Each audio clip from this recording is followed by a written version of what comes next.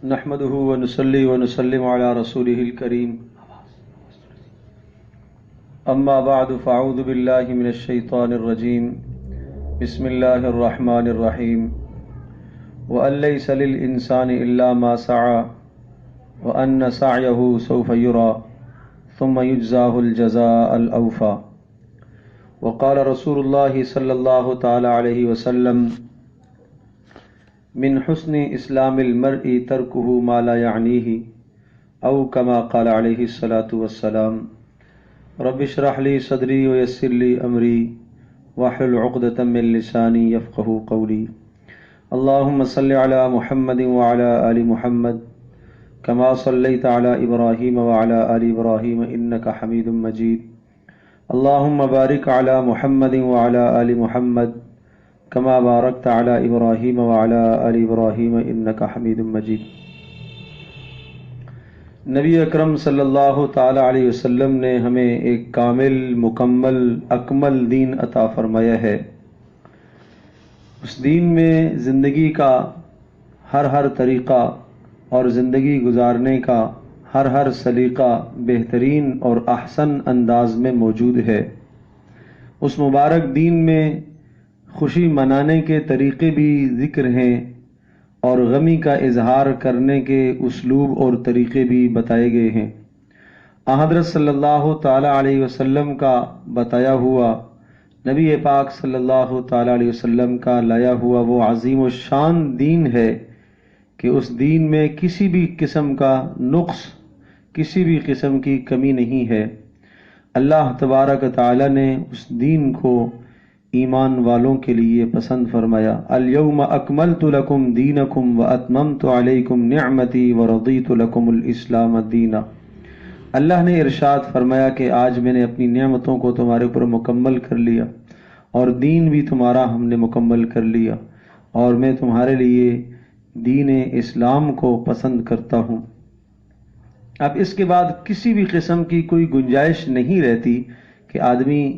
اس دین کے اندر کسی ایسی بات کو داخل کرے جو رسول اکرم صلی اللہ تعالی علیہ وسلم نے نہ فرمائی ہو، نہ بتائی ہو، حضرت صلی اللہ تعالی علیہ وسلم نے وہ عمل نہ کیا ہو۔ اس وقت ہمیں یہ دیکھنا ہے کہ جب نیا سال شروع ہوتا ہے تو اس موقع پر کیا کوئی عمل رسول پاک صلی اللہ تعالی علیہ وسلم سے ثابت ہے؟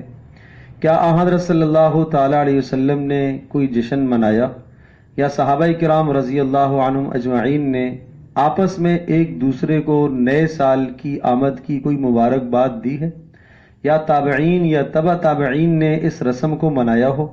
وہ زمانے جن زمانوں کے متعلق حضرت صلی اللہ تعالی علیہ وسلم نے بہتری کی شہادت اور گواہی دی ہے، کیا ان زمانوں میں کسی مسلمان نے، کسی مسلمان رہبر اور رہنما نے امت کو کسی ایسے حکم کی طرف متوجہ فرمایا ہو؟ یقیناً جواب نفی میں آتا ہے کہ نہ تو نئے سال کے شروع ہونے پر نبی پاک صلی اللہ تعالی علیہ وسلم نے کوئی کسی بات کا حکم دیا، نہ آپ نے کوئی جشن منایا، نہ آپ نے کوئی مبارکباد دی، نہ صحابہ کرام رضی اللہ عنہم اجمعین نے دی، نہ تابعین نے، نہ تبع تابعین نے۔ اب سوچنا یہ ہے کہ یہ آخر رسم کہاں سے ایجاد ہوئی ہے؟ کون سی قوم نئے سال پر جشن مناتی ہے اور کیوں مناتی ہے؟ مسلمانوں کو اس وقت کیا رویہ اختیار کرنا چاہیے؟ تو یہ بات ذہن نشین فرما لیں کہ نئے سال کا جشن یہ عیسائیوں کی ایجاد کی ہوئی رسم ہے۔ قدیم زمانے میں عیسائیوں کے یہاں یہ روایت چلی آ رہی ہے کہ حضرت عیسیٰ علیہ السلام کی پیدائش ان کے نظریے اور عقیدے کے مطابق 25 دسمبر کو ہے، اور 25 دسمبر کو حضرت عیسیٰ علیہ السلام کی پیدائش پر وہ خوشی کا اظہار کرتے ہیں، اور جب وہ خوشی کا اظہار کرتے ہیں تو اس خوشی کو وہ برقرار رکھتے ہوئے اسی کیفیت کو، اسی خوشی کو یا اسی رونق کو وہ سال کے آخر تک، اختتام تک لے جاتے ہیں، اور نئے سال کا جب آغاز ہوتا ہے تو پھر نئے سال کو بھی اسی خوشی کے ساتھ اس کا اظہار کرتے ہیں، اور 21 دسمبر کی رات کو 12 بجے تک انتظار کیا جاتا تھا، اور 12 بجتے ہی ایک دوسرے کو مبارکبادی دینا شروع کر دیتے تھے، اور اسی طرح سے مسلمانوں میں بھی آہستہ آہستہ یہ رسم سرایت کر گئی۔ اصل اس کا آغاز عیسائیوں سے ہوا، اور عرض کیا کہ وہ 25 دسمبر کو حضرت عیسیٰ علیہ السلام کی پیدائش کا دن ان کے نظریے اور عقیدے کے مطابق ہے۔ اس کی خوشی کو آگے بڑھاتے ہوئے یہ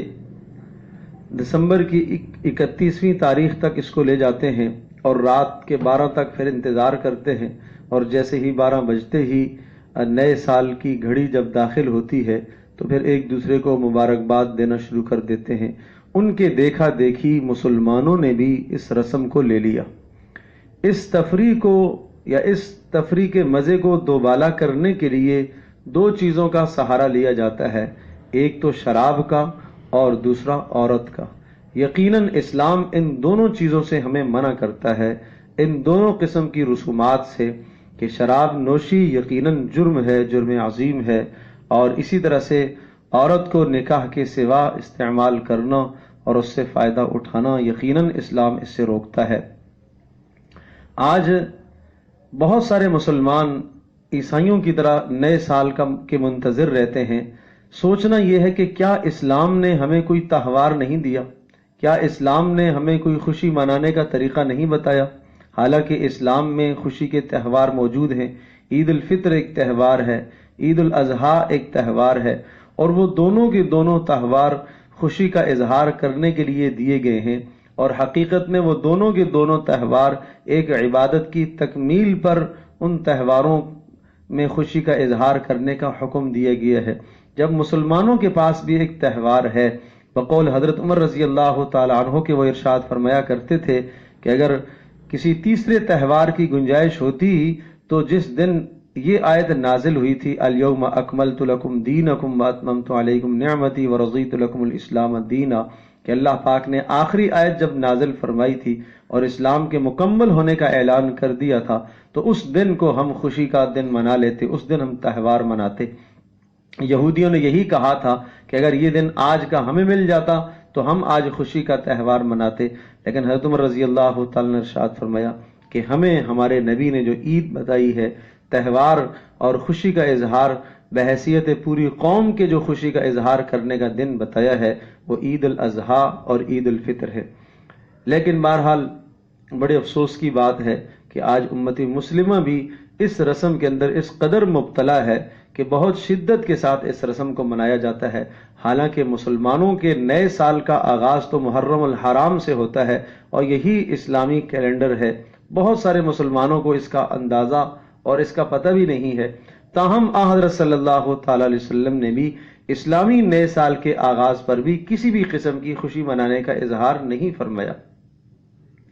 یہ بات اپنی جگہ پر ہے کہ جب ایک نیا سال شروع ہوتا ہے، چاہے وہ شمسی نیا سال ہو یا قمری نیا سال ہو، تو آدمی کو یہ سمجھنا چاہیے کہ اس کی زندگی کا 1 سال اور کم ہو گیا۔ حضرت عبداللہ ابن مسعود رضی اللہ تعالیٰ عنہ ارشاد فرمایا کرتے تھے کہ میں کسی چیز پر اتنا شرمندہ اور نادم نہیں ہوتا کہ جتنا ایسے دن کے گزرنے پر میں شرمندہ اور نادم ہوتا ہوں کہ جس دن کا سورج ڈوب گیا ہو اور میں نے اس دن کو اللہ پاک کی یاد میں استعمال نہ کیا ہو، اور اس دن میں میرے عمل میں کوئی اضافہ نہ ہوا ہو، میں یہ سمجھتا ہوں کہ میری زندگی کا 1 دن اور کم ہو گیا ہے۔ حضرت حسن بصری رحمۃ اللہ علیہ ارشاد فرمایا کرتے تھے کہ اے انسان، تو ایام اور دنوں کا مجموعہ ہے، جب 1 دن گزر گیا تو یوں سمجھ لو کہ اب 1 حصہ تیری زندگی کا اور کم ہو گیا ہے۔ یہ اللہ تبارک تعالیٰ کی طرف سے جو عطا کی ہوئی آپ کو زندگی ہے، وہ بہت مختصر زندگی ہے، اور ہر آنے والی گھڑی اس زندگی کو گھٹا رہی ہے۔ حضرت علی رضی اللہ تعالیٰ عنہ ارشاد فرمایا کرتے تھے کہ یہ دن تمہاری زندگی کے صحیفے ہیں، اچھے اعمال سے ان کو بھر لو، یہ تمہاری زندگی کے صحیفے ہیں، اچھے اعمال سے ان کو بھر لو۔ حضرت صلی اللہ تعالی وسلم کا ارشاد گرامی ہے، من حسن اسلام المرء ترکہ ما لا یعنیہ، کہ آدمی کے اسلام کی سب سے بڑی خوبی یہ ہے کہ وہ فضولیات اور لغویات کو چھوڑ دے۔ تو نیا سال جب شروع ہوتا ہے تو نئے سال کے آغاز پر ایک دوسرے کو مبارکبادی دینا اور خوشی کا اظہار کرنا، اور اسی طرح سے روشنیوں کو جلانا اور دیگر خرافات کا ارتکاب کرنا، یہ سب کے سب غیر قوموں کی نقل ہے، غیر قوموں کی شباہت ہے، حضرت صلی اللہ تعالی علیہ وسلم نے ہمیں غیر قوموں کی شباہت اختیار کرنے سے بہت سختی سے منع فرمایا اور ارشاد فرمایا من تشبہ بقوم فہو منہم، جو شخص جس قوم کی شباہت اختیار کرے گا وہ اسی ہی میں سے اٹھایا جائے گا۔ جب حضرت صلی اللہ تعالی علیہ وسلم نے کوئی ایسا عمل نہیں بتایا تو ہمیں اس چیز سے اپنے آپ کو بچانا چاہیے۔ ہاں، جب نیا مہینہ شروع ہو تو اس موقع پر حضرت صلی اللہ علیہ وسلم نے ایک دعا بتائی ہے۔ جب نیا چاند دیکھتے تھے رسول پاک صلی اللہ علیہ وسلم تو یہ دعا فرمایا کرتے تھے، اللہم اہلہ علینا بالیمن والایمان والسلامت والاسلام والتوفیق لما یحب ویرضا والتوفیق لما تحب وترضا۔ اے اللہ اس نئے سال، اس نئے مہینے کو اے اللہ ہمارے لیے سلامتی والا بنا، امن والا بنا، اور اے اللہ اس نئے مہینے میں ہمیں اس عمل کی توفیق نصیب فرما جس عمل پر تو راضی ہوتا ہو۔ البتہ بعض صحابہ کرام رضی اللہ عنہم اجمعین سے یہ روایت بھی مروی ہے اور طبرانی کی روایت ہے کہ نئے سال پر صحابہ ایک دوسرے کو یہ کلمات کہا کرتے تھے اور سکھایا کرتے تھے، اللہم ادخلہ علینا بالامن والایمان والسلامت والاسلام ورضوان من الرحمن، کہ اے اللہ اس نئے وقت کو ہمارے لیے سلامتی والا بنا، امن والا بنا، اے اللہ اس کو ہمارے لیے بابرکت بنا۔ تو مسلمانوں کو چاہیے کہ اس بات کا خیال رکھیں کہ جو چیز رسول پاک صلی اللہ علیہ وسلم یا صحابہ کرام رضی اللہ عنہم اجمعین سے جس موقع کی ثابت ہے اس کو اختیار کریں۔ تو جب نیا سال شروع ہو تو ہم دو باتوں کا خیال رکھیں، ماضی کا احتساب اور آئندہ کے لیے لاہ عمل۔ ماضی کا احتساب کہ جو زندگی ہماری گزر گئی ہے، گزشتہ سال کو ہم نے کتنا گناہوں میں گزارا ہے، ناجائز کاموں میں گزارا ہے، اللہ کے حقوق ہم نے ضائع کیے ہیں، بندوں کے حقوق ہم نے ضائع کیے ہیں۔ ہم اپنی زندگی کا محاسبہ کر کے جہاں جہاں ہم نے غلطیاں کی ہیں ہم اس پر توبہ کریں، شرمندہ ہوں، نادم ہوں اور اپنا حساب کریں۔ حضرت صلی اللہ علیہ وسلم کا ارشاد ہے، حاسبوا انفسکم قبل ان تحاسبوا، تم اپنا محاسبہ خود کر لو اس وقت سے پہلے کہ جب تمہارا حساب اللہ پاک فرمائے گا، جب تمہارا حساب کیا جائے گا اس سے پہلے تم اپنا محاسبہ کر لو۔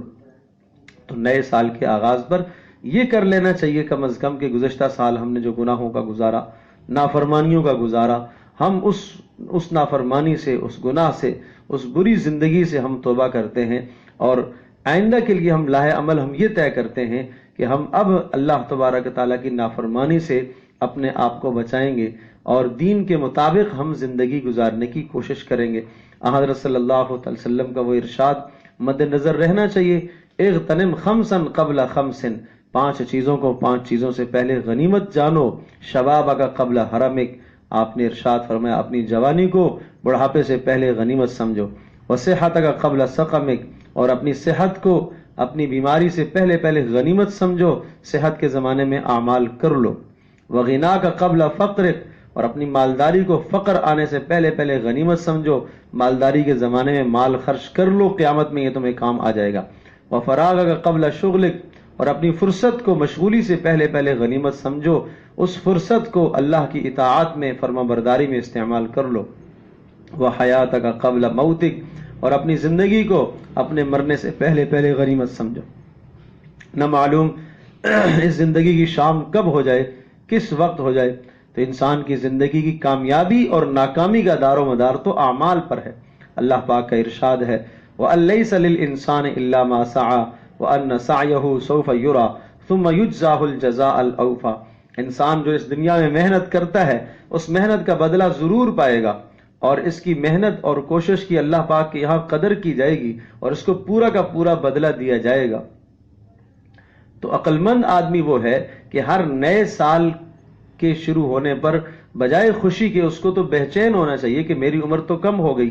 برف کی طرح پگھل رہی ہے اور میں اعمال نہیں کر سکا، اور ہر زندگی کا دن اور ہر نیا سال وہ مجھے قبر کے قریب کر رہا ہے، مجھے آخرت کے قریب کر رہا ہے، اور جو لمحات اس نے برباد اور ضائع کر دیے ہیں ان لمحات پر وہ توبہ اور تائب ہو اور شرمندہ ہو۔